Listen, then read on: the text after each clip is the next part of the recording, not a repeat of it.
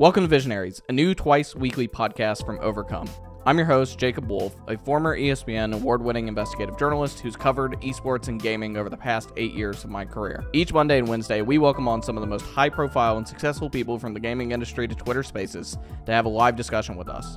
We then upload the recordings like the one you're watching or listening to here to Spotify, Apple Podcasts, and wherever you get your podcasts, as well as YouTube on Tuesdays and Thursdays. For our first episode, we interviewed Marcus Bromander, a co-founder of Innersloth, the indie game studio behind Among Us. After more than a decade of creating online flash games on Newgrounds, Bromander brainstormed a new game inspired by party games Mafia and Werewolf with a college friend. The two began developing the title in late 2017, and in summer 2018, they launched Among Us, a space-themed hidden role game where a group of crewmates attempt to complete tasks. Except one of them actually isn't a crewmate, they're an imposter, and their goal is to stealthily kill the rest of the crew and deceive them of their responsibility. When the game launched on Android and iOS in 2018, it did not take off.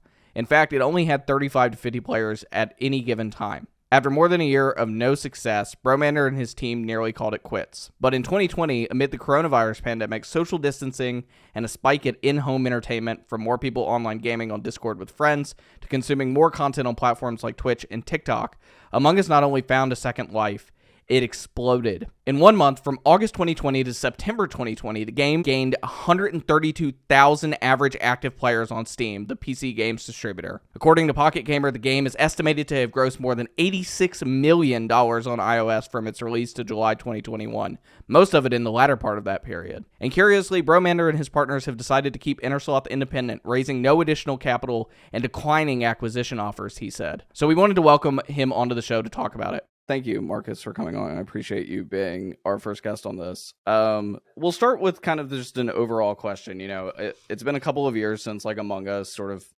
giant generation peak in 2020. What has Innersloth been up to? I know that you guys have published one other game, but what are you guys doing actively now? We're still working on Among Us, just getting our bearings mainly because our team has grown from 3 to 17. So there's quite a lot of growing pains there, but for the best, of course. Like, we're just figuring out how to work as a team and like catch up on a bunch of tech debt type stuff, bugs that have just rolled under for so long just because we haven't had the people that, or the workforce to be able to do them all. You know, I noticed something in reading an interview that you did with Nathan Grayson of Kotaku previously, that you all said that you had no understanding basically of marketing, period, and that the game, when you had first launched at the end of 2018, had sort of fallen flat. Your player base was anywhere between like 30 to 50 players when you first launched on mobile. And the reason I wanted to invite you on and talk about this partly was because we've seen sort of this change over the past 2 years with indie games, and indie games gaining mass virality around social media in particular. You know, when I say that, I think of Fall Guys, right? And I more recently think of Stray, which, you know, the internet's made of cats, so I understand why Stray is going viral. Everybody loves a good cat game. But, you know, it's almost changed marketing on its head. You know, we've seen games like Apex Legends invest millions of dollars in sort of these streamer activations, not organically, right, when they launch, and obviously they get a lot of popularity at the very beginning. They get that initial pop from people streaming the game. You all didn't do that, as I understand. It kind of just happened. Walk me through like how Among Us kind of hit that stride and the kind of growth that you saw when it became this stream game throughout 2019 and 2020. Like you said, we did no marketing at all. We just put it out, and it kind of spread by word of mouth. And like, it started in different sections of the world. Like, the first big boost of players was in South Korea. And then eventually there was a Brazilian YouTuber who played it. And then we had one in Egypt, I think, and Saudi Arabia. And then in the UK, we started getting some English speakers. And then, yeah, around August, it started taking off on Twitch with an American audience, which tends to reach more viewers, I guess, more of a broad scope of viewers. Yeah, we weren't like talking to streamers. We had no connections or anything. It just happened. there's a bit of a trail. Like we got, I forget exactly how it started, but we were able to get a daily deal on Steam, and the daily deal got us a ton of downloads. And then some streamer I think saw the game through the daily deal, and then they told their friends, and it kind of just spreads. The game itself is like a virus because you want to have as many friends as possible when you're playing it. So you get your group of 10, but if someone can't make it, you bring in a new person, and then like 3 of those people leave and they go, oh, I want to play with these friends, and they drag those friends in, and it just spreads like like an actual virus. I want to ask about that, actually. I want to ask about the game itself and the development. When you were developing this game and kind of building, I mean, at its core, it lends itself very nicely to the ability to be streamed. And I think that's one thing that we've seen more and more in games. Fortnite is a great example of one of those games that I think was very early in that phenomenon, where like single player point of view was really, really interesting, right? And sort of lent itself for a streamer to be able to stream themselves. It's different from esports, right? Like, it's not sort of the top-down overview of everyone else. It's very nice to watch from one person perspective. When you were building the game itself with the rest of your team, is that something you were thinking about at all, the fact that other people could create content around this? Or was it just making something that you thought, people would enjoy / you enjoyed creating? Yeah, pretty much the initial game was only local multiplayer, only mobile. It was intended to be like a Jackbox game sort of experience. That you just get together with your friends in one room. You all sit around a couch and you play. So it never crossed my mind at all to think about streamers or any sort of, maybe like fan art, but any other type of content creation didn't really cross my mind at all. You all have had fan art a lot lately, and I want to, especially if it passed over the 2 years. Can you confirm for the record that the Among Us characters are a bean? Is that, like, I've seen your main account tweet that. Is that what they are? Are they beans? I mean, I can neither confirm nor deny that they are beans. All I can say is they do have only one bone as a skeleton. Gaming is no longer just about the video games themselves, that they're around these communities, right? From building those communities up on Discord to sort of seeing fan art and other types of things make the game take off. How have you seen fan art change sort of the visibility around Among Us? Have you heard from more players that they discovered it through fan art? And I guess has that helped kind of inadvertently from a marketing perspective?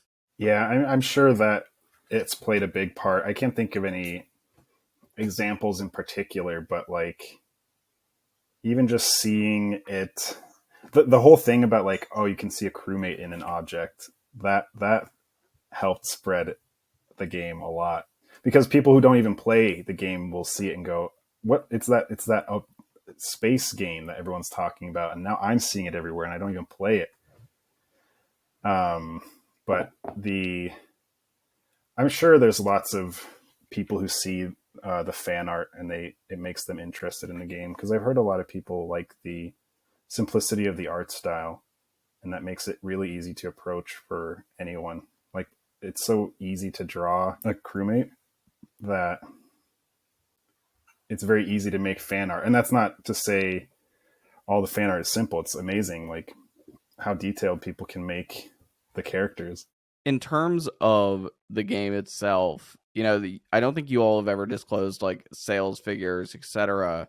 But the site level guesstimates that as of July 2021, you all had generated $86 million in revenue around Among Us. From a game that seems like you all were kind of checked out on before its sort of big hit. There was a quote, I think, I can't remember if it was from you or Forrest, in the Kotaku piece that was basically like, we all wanted to give up, but we just couldn't. What has that been like for your life more broadly, like the ability to kind of sustain and go from, I mean, you're still an indie developer, you've not sort of fielded the acquisition or not taken an acquisition yet. But what has that done for your life to be able to turn around from that, like this game that you thought you may have to walk away from, to kind of being the thing that shot up your career? It's obviously nice to have like a safety net we don't have to worry as much about making a success, which is like a really privileged thing to be able to say. Um, but it also opens doors for us to be able to hire more people and do more things with the game that would just take so much longer with the original team. Like, we only had one programmer at the beginning, and you can't fix bugs and make new content at the same time. Like, it just doesn't happen. And fixing bugs all day in, day out as the only programmer is just exhausting and leads to tons of burnout. We have so much more opportunity now than we did before. I want to ask about acquisitions. We saw Mediatronic, the company that was acquired, or created Fall Guys, was acquired by Epic Games. I would be surprised if one's not come your way as well, and with a small team. But we've not seen the announcement of one. You all are still an independent company, correct? Yes. Have you received acquisition offers, and if you've turned them down, why? What's been the onus to stay independent? I feel like I can say that we have received offers and have turned them down. For me, I don't want to have someone above us kind of dictating what we should be doing, even if that may or may not happen. I just want to be able to do what we want to do and have control over that. And if you bring someone in, you lose a big element of that, I think. In terms of the future of your studio, you were talking about sort of just continuing to service Among Us and build, fix bugs, build new content, etc. For the future of the studio overall, and you look at the opportunity to develop other games and move on, what does that look like? Are we looking at an Among Us 2? Are we looking at something kind of else? Are there other things in development that we haven't seen at this point? Or is it still Among Us first and foremost? There are other things in development. It's very early, but we're having a few people work on new stuff. But this plan is still to have Among Us like continue until, I don't know, until we run out of ideas, I guess, or until no one is playing anymore and the game is actually dead. But yeah, it's exciting. Like, having a bigger team means you can work on two games at once. I can start to work on a new game and feel good that Among Us is still going to continue to exist and still like get updates, and I can still be involved with that as well. One of the other reasons I wanted to talk to you about this was because you were incredibly involved in the indie game community from sort of the jump, right? Like you've been around. I found it really interesting in sort of researching for this, that you kind of the amount of stuff that you had published in the Henry Sigmund series before the creation of Among Us and success of Among Us, and how long you had stuck with one series and continue to create content around this one series. I mean, it's admirable. You're laughing, but it's admirable. Like, it shows kind of the passion I think you have to your work.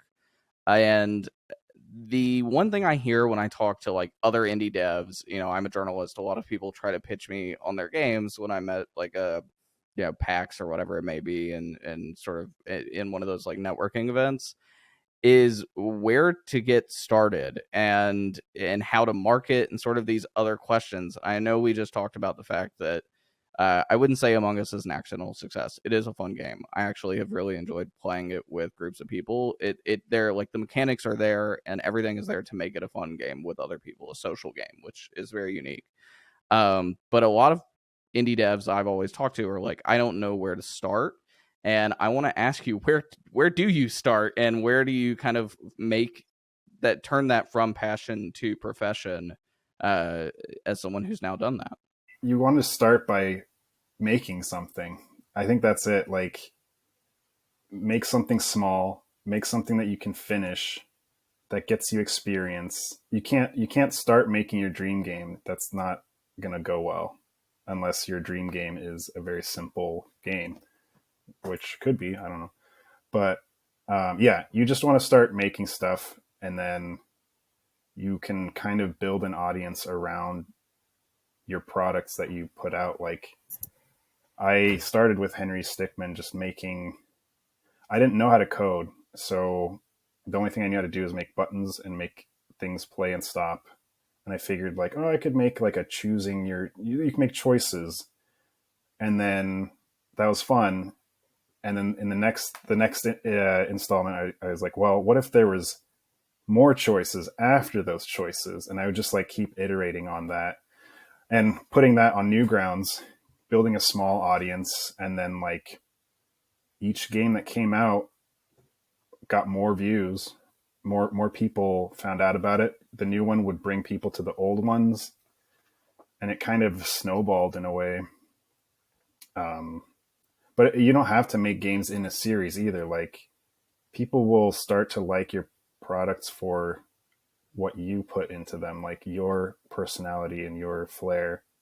What has Among Us taught you about like influencer marketing and everything else as well? Because I think that has changed, and it's given indie games an opportunity to flourish, right? Like we have seen kind of the traditional indie game takes off because it's free on Epic Games Store, or it's, got a daily deal like you mentioned on Steam, and it sort of gets this fire from one perspective. But what has it taught you about sort of this new frontier of the ability to reach a new audience and how to do it? Because it seems a lot different than it was even 5 years ago in game development. Yeah, and I honestly, I think it's going to change more and more. Like it's becoming a business to, like you were saying with, I think it was Apex, like they put tons of money into getting streamers to play their game so that people get eyes on it. So yeah, I think it's going to be bigger and bigger, and it's hard. I think it's going to become harder for indie games to like utilize that because they're going to get muscled out by the companies with the big bucks. But I mean, it depends on streamers too. Like I'm sure there's still going to be streamers out there who look for their own thing to find, like, because there's something to be said about being the one that finds like the diamond in the rough as well. I think some streamers take some pride in that. Yeah, I read a newsletter on Substack called Game Discover Co. And it's actually really interesting. It's almost this, here's this indie game you've never heard of that sold 1 million copies. And it's just like a game that has like no marketing strategy period, top to bottom, but it's like really, it catches someone somewhere that then shares it and it kind of goes viral. It's great. In terms of building a business, and I want to talk about that too, because that's something that's really interesting to me. You guys now are full-fledged, right? Like you're earning tens of millions of dollars a year in revenue. You can deal, you're kind of running as a real business now, top to bottom. But walk me through that process of like everything from finding your co-founders that eventually co-founded Innersloth with you to the building that initial team. What was that process like to actually scaling up to be like a full game development studio and not just Marcus working on, this project on Newgrounds? Yeah, I mean, we met in college, and it was the thing of like I said, I can't code, and then Forrest, the other co-founder, can't do art at all, and so we were like, if we team up, we can make bigger things than being stuck with our limitations. And then Amy was our like mutual friend, so it kind of just made sense we just started making games as friends, and then once it started taking off, it had to basically pivot into a business because that's what happens. I can't handle business; it's too much for my brain. So Forrest really tackles most of that, but it's pretty draining for him too, to be honest. Like the more time he has to spend doing CEO stuff, the less time he gets to have fun doing the stuff that he wants to do. The whole reason we're doing these games. But in terms of scaling up, it's been good to like find good people that we can trust to do a good job, because it takes pressure off of all of us. How big is your team now? We are currently 17. We'll be 18 soon. I don't know exactly when, but it's in progress. And what ground does that cover now? Like what do you have staff now that you did not in the beginning? Social media / marketing, a producer, which I didn't know what that was until last year, several more programmers, several more artists, a lot of things that only 2 or 3 people were doing before. And how has that changed your ability to work? I mean, you were talking earlier about the ability to focus on some other ideas and projects that you're passionate about while being able to like let Among Us be somewhat autonomous, right? The fact that it can, you can publish updates and it can be successful, and it's not sort of code red if you're not hands on with it, or if Forrest is not hands on with it all the time. How has that changed the ability to explore those ideas further, and also just take time off and other things as well? Like, what is it from a change perspective? Walk me through that. The whole workflow is so different now. Like, we have timelines and deadlines, and they're still soft most of the time, deadlines, but we still have to like keep everyone on track. Everyone has to know the information. So that's been like part of the growing pains for the past 6-8 months or so, is just like getting a pipeline in getting a pipeline set up and making sure that the pipeline works and that people understand how to do their jobs. Because before it was 3 of us. If someone needed to know something, you just tell both of them, both the other 2, and then, okay, we're on the same page. But now there's communication flow, and we had to move off of Discord and onto Microsoft Teams so that we could have some separation from work and not work. One thing I know as a creator myself, obviously very different. I'm not creating games. I am creating television features and podcasts and writing articles. And I definitely have felt the pressure over my career. And I'm curious if you have too and can elaborate on it. When you have that one really big success in your career, it's almost easy to be very like, what's the word? It's very daunting to have to take on the next project and look and be like, can I do as good as I did that past time? And it's a mix of this imposter syndrome, no pun intended, but also just everything else to be able to do that. And I want to ask you if you've experienced that yourself, and what's that like, and your team like, considering you had such a smash success and now you're looking at like, okay, what's next, and how do we face it from a mental perspective as well? Yeah, I have definitely experienced that, probably once a month. But I mean, part of it for me is that I don't think, just being realistic, I don't think our next game will be as successful as Among Us. I think that's kind of an impossible standard to reach. And so I think not worrying about being that successful and just making the game that you want to make is the right way to go about it. It's still scary to think about, like, okay, what if nobody plays it? Like, that could still happen. Or like, what if we release it and it's bad? Ideally, we would know before we release it if it's going to be bad and not release it. But I mean, yeah, like, everyone has doubts. The amount of people on our team that have imposter syndrome is almost ironic. Yeah. Particularly given the game type, right? And given Exactly. its main tech. As you prepare, I know you mentioned everything else you're working on right now is still in very early development. But as you prepare to think about what, 3 years, 5 years, 10 years, like, think about ahead and what it would be like to launch those projects, right? When you get ready to actually put them out there in the world. What lessons do you take away from Among Us and the success that you have had inadvertently and directly by your own doing, and how you apply those lessons to future game titles and launches? Yeah, that's a good question. That's something that I should think more about. I think the obvious first thing would be, do actual marketing. That's a whole new thing for us. So we're figuring that out as well as we go. And I think we can have some fun with it just because we have so many eyes on us now that we can do unorthodox things. I like to do weird things just because I think it's fun. So that would be like probably the first thing I would think about that I would have learned from Among Us. Take a couple different audience questions. We will. I saw one come in through the hashtag that's really interesting. It's kind of on the topic that we were already talking about, so it's a good way to kind of segue into this, which is, where would you think you would even be without Among Us, or still have the very little audience? Would you still just make random games within the side, or what would you do? And this is from Neb Uwu. Yeah, I would make games as long as I could. Like, that's how it's been from the beginning. So early, I worked a part-time job and I made games on the side, and then I was able to make enough that I could just do it full time. And like, I it's a bit weird, but I tend to make games that I want to play. So that's more of the goal for me, and I hope that other people want to play them. Tends to be the case, but maybe not always. But yeah, like, I've never been one to make, like, making games for me isn't a business. It's like, it's just what I want to do, and being able to make money off of it lets me keep doing it.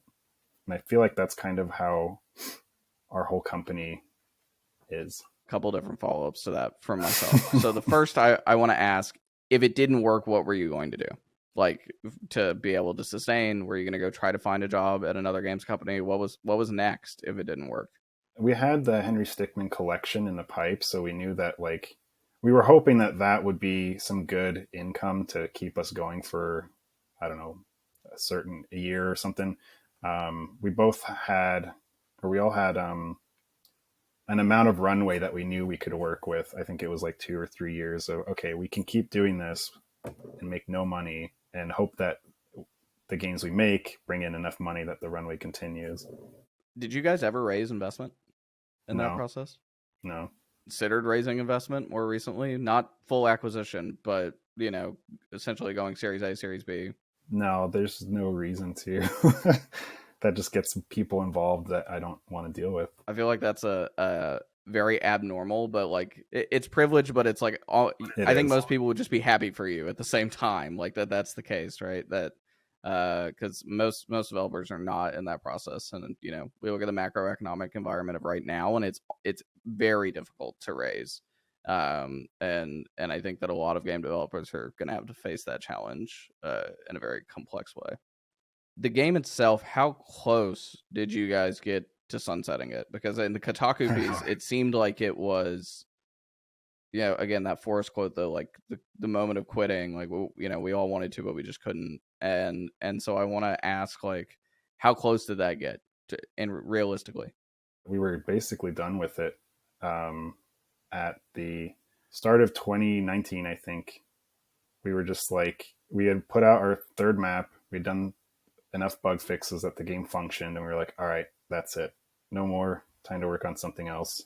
And I was working on Henry the whole time, like on parallel. So I was like, I need to finish Henry. So I'm just going to work on that until it's done. So Forrest and Amy started prototyping some other game ideas that got pretty far. Well, they got decently far along, but then when Among Us took off again, we were like, what do we do now? Yeah, like, what do we do? We have so many eyes on this.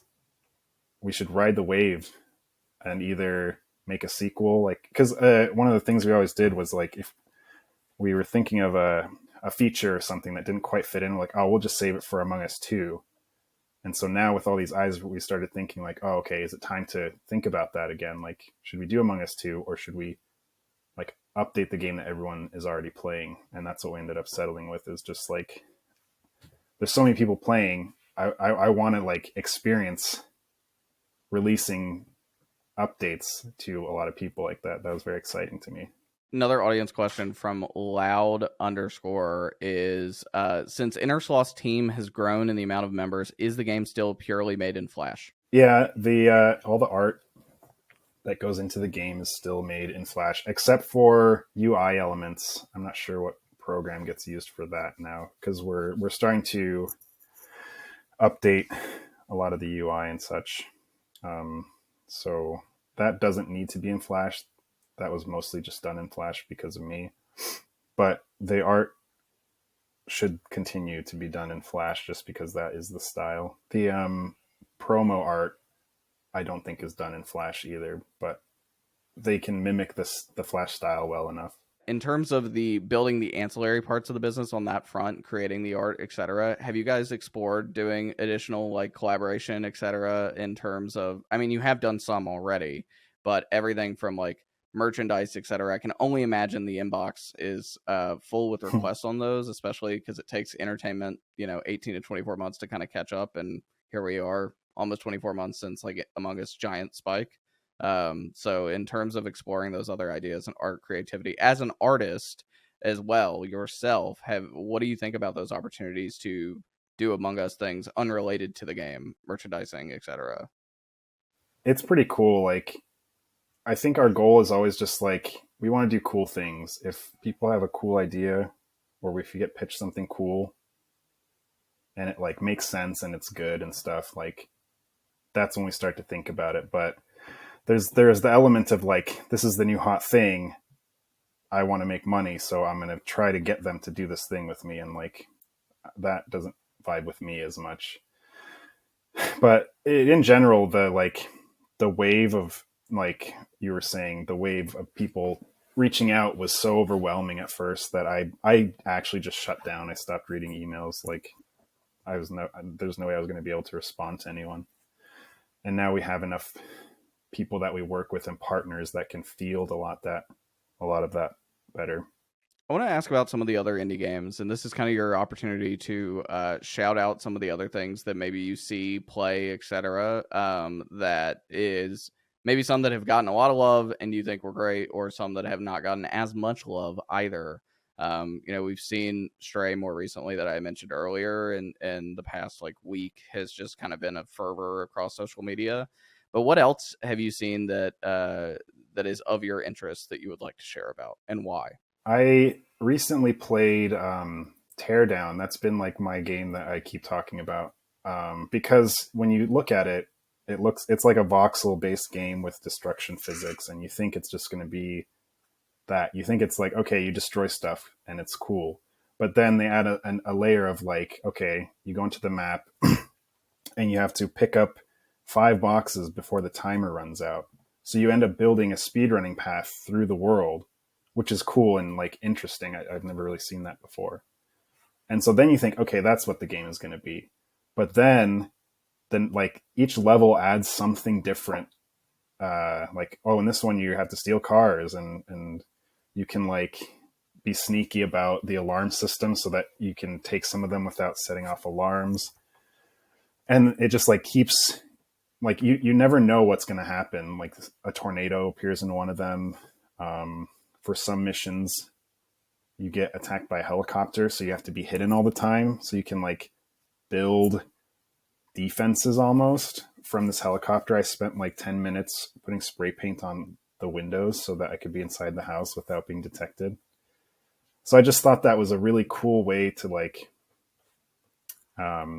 make a game. And now I ranted a long time about Teardown. No, that's okay. I would imagine that their developers are equally as happy that you are sharing that as if you would be when someone was sharing Among Us in like 2019, right? Like, it's, hey, like, found this thing that went really well. The other thing that I have, and maybe I'm just blind, but I have not seen too many Among Us style copycats out there. Have you? Like, this is something we see with a lot of other games, right? With H1Z1 comes out, and magically there's PUBG and Fortnite and then Apex Legends in very short order. Have you seen other copycats that have gained any level of traction or steam? Yeah, there's definitely some out there. And like, there was the Fortnite had their mode for a while. So that's probably been the biggest like developer that's done that format. I think Call of Duty did one, but I don't know. Like I expected more of them, I guess. Like, because yeah, it's like you're saying, this is the trend. We need to hop on this. And I think a lot like the AAA devs that look for making big profits will go, this is what people want, we must get on this. So maybe there's one out there being worked on, but like there's tons. We had a big impact on the genre, which I think is cool. Like, you can take elements from Among Us and apply them to similar hit and roll games, which I think is how games should be. Like, you should be able to see and learn from what other people do. Also, almost surprising there wasn't a big one before you all, given the fact that like, Mafia and Werewolf and some of these other card games are, and that obviously Among Us is clearly inspired by in the type of play. Those have been big in social groups for a long time. It strikes me that nobody else kind of gave it a shot, or did and did not make it big. I guess what do you think made you guys unique in that way?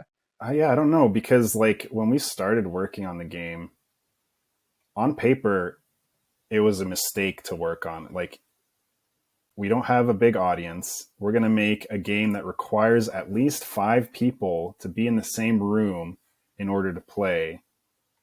But we knew that because we had done like a in-person, like basically Mafia in real life, or Among Us in real life without tasks before. So we knew that the concept was fun, which kind of gave us a good hope to like go through with it. Like at the end of the day, we would play it, and like that was enough, I guess. I don't know. Like, we were probably just naive in that, thinking that, well, if it's good, people will play it. I don't know. I didn't think very hard about it, when I probably should have. You were saying earlier that you shouldn't make your passion as the first game you make, but now it's like clearly like that's what you all did. Well, no. We've had a lot of failures before this game. Like, we have 2 canceled games that we spent probably a year each on. And one of them was a 4-player like couch multiplayer game that we canceled to work on Among Us, which was like the same thing. So yeah, I don't know if my advice is good, but that's the path we took. And what do you learn from that failure? I just want to ask that. Like, what did you take away from those? I think that failure is good. Every time you fail, you should ideally learn something. So like for our first one, it was kind of, we learned that it didn't have a very good direction to begin with. We kind of just went with an idea, and like it didn't really know where to go. And then we found that there was already similar games that were doing it better. And for the multiplayer one, we realized that like we needed to be able to play test way more often to know if we're hitting our mark, instead of spending months and months doing stuff and then having that not work. So like each failure, you should be able to like pick and find things that, like, okay, this is what led to this being a failure. That's fair. I think that's a good point to end on. So, Marcus, thank you very much for joining us and talking about this.